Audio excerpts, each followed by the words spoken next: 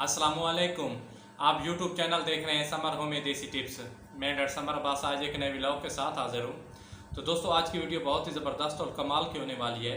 और आज की जो वीडियो का हमारा टॉपिक है वो है हाथ पाँव का सुन्न हो जाना या सोजिश हो जाना, वर्म पड़ जाना, पाँव सूज जाते हैं।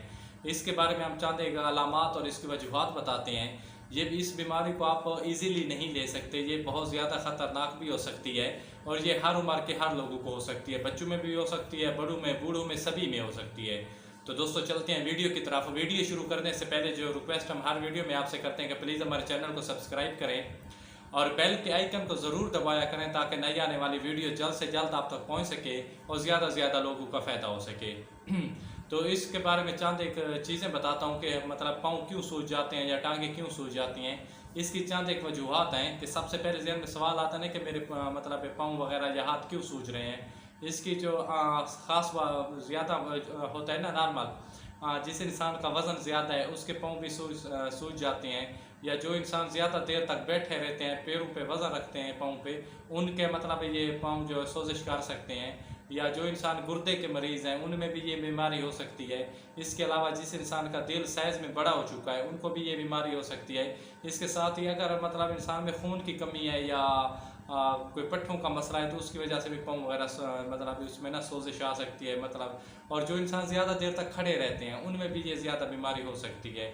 तो इन तमाम चीज़ों को मद्देनज़र रखते हुए हमने एक नुस्खा दरियाफ्त किया है। वो नुस्खा आपने आज़माना है इंशाल्लाह। अगर ये आम रूटीन में है, आपके खड़े रहने से या वज़न की वजह से या मतलब बैठने से, ज़्यादा देर बैठने से कोई छोटी हाई वजूहात इसमें हल हो जाएगी।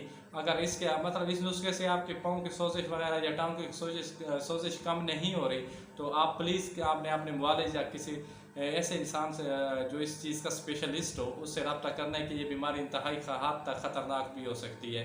क्योंकि जो ज़्यादातर इंसान होते हैं ना, शुगर के मरीज़ होते हैं या हाई ब्लड प्रेशर के होते हैं, उनमें भी ये बीमारी कॉमन पाई जाती है। उनके हाथ पाँव ये मतलब सोजिश कर जाते हैं। तो इसके लिए हमने एक नुस्खा दरियाफ्त किया है। सबसे पहले आपने करना क्या है कि अगर आपके पाँव वगैरह में सोजिश आ चुकी है तो आपने पानी लेना है। पानी में नमक डाल के 10 से 15 मिनट तक उस पर पानी में हल्के हाथ से जबकि आराम से उस पर ना पाँव पे ना मतलब थोड़ी पाँव के अंदर रख के हाथ मसाज करनी है, ये भी ख़त्म हो जाएगा। अगर इससे ख़त्म नहीं हो रही तो हमने एक देसी नुस्खा है इंशाल्लाह, चाहे वो मरीज़ इसका हो, शुगर का हो, ब्लड प्रेशर का हो, जिसका भी हो, ये नुस्खा सभी के लिए मुफीद है।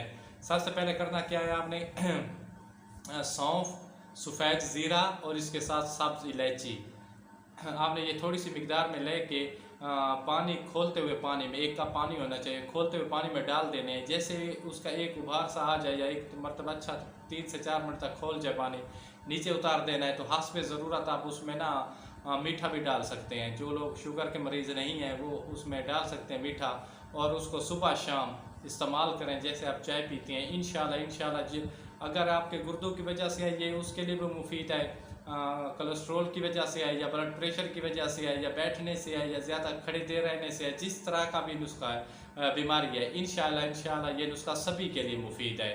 क्या है, आप दोबारा नोट कर लें। ज़ीरा, सफ़ेद ज़ीरा, सौंफ और सब्ज़ इलायची, ये 3 चीज़ें घर में भी अवेलेबल होती हैं, नहीं तो किसी पंसार स्टोर से आप ले सकते हैं। नहीं, इसको आपने चाय के जैसे आप चाय बनाते हैं ऐसे बना के इसमें आपने कोई और चीज़ नहीं डालनी, सिर्फ अगर आप हस्बे ज़रूरत मीठा डालना चाहते हैं तो डाल सकते हैं। इंशाल्लाह आप बिल्कुल ठीक हो जाएंगे। तो अपने भाई को दीजिए इजाज़त। खुदा हाफ़िज़, वस्सलाम, जज़ाकल्लाह।